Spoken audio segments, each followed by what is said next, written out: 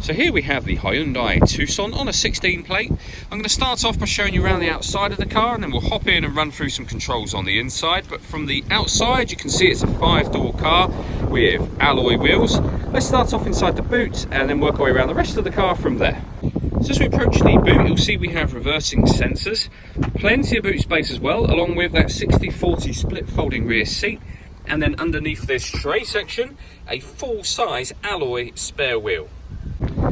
Okay, so we're just going to work our way back round to the front of the car, and then we'll hop in and run through some controls on the inside. But now that we've done a full circle of it, you can see it's in excellent condition the whole way round. Just briefly before we climb in, I think it's well worth seeing the interior from this exterior point of view. There's plenty to run through on the dashboard, so let's hop in and we'll do that right now. Okay, now that we're inside the car, we're going to start with the dials. On the left-hand side, we have the rev counter, and on the right-hand side, the speedometer and fuel gauge. In the middle, you can see the total miles of this car, which are 12,691. The information that's displayed above that can be changed using buttons on the steering wheel for various different bits of trip computer information, or that digital readout for the speedometer. You also have a satellite navigation menu, systems, your audio menu, user settings, and then back round to the beginning again. The button I was using to do all of that, or buttons, are these two just here. We also have cruise control and speed limiter over that side of the steering wheel. On the left-hand side, we have stereo controls at the top here, and then the ability to answer and end phone calls. That is, of course, once you've paired up your phone, and that is done on the central screen over here. So this is all touchscreen. You have a few buttons at the bottom, for example, the one for the phone. We're not going to pair a device at this moment in time. When it comes to music in this car, we have AM, FM and DAB radio.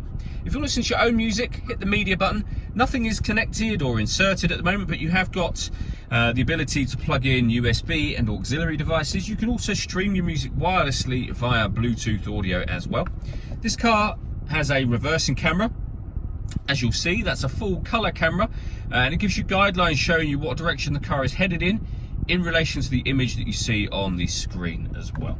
On top of all of that, we have satellite navigation just here. There's a full video showing how that works on both our website and our Facebook page. Below that, we have dual zone climate control, so you can adjust the passenger and driver temperatures, the fan speed up, and of course down from here. You can determine where you'd like the air to be distributed. When you're happy with those settings, that button turns the air conditioning on and off again, of course. Or you can hit auto. The car will now maintain the temperatures that you've asked for by taking full control of the fan speed for you.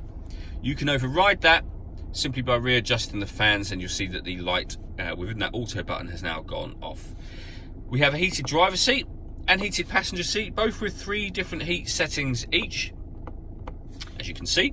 Below that, 2 12-volt charging sockets, as well as the auxiliary and USB inputs, a 6-speed manual gearbox, and then these 4 buttons here. Starting from the bottom, this one turns off the parking sensors. This turns off the stop and start. So this car is designed to cut out when it's stationary in traffic to save you fuel. You can turn that system off from there. And these 2 buttons I'll show you up on here. So the first of the 2 turns on downhill brake control, and you'll see the green light has just come on to the right-hand side of the speedometer. And the button above that will turn steering mode from normal to sport. All that leaves me to say is thank you for taking the time to watch this video. If you'd like to come and see the car in person and have a test drive, please feel free to call any of our MJA sites. We'd love to hear from you soon.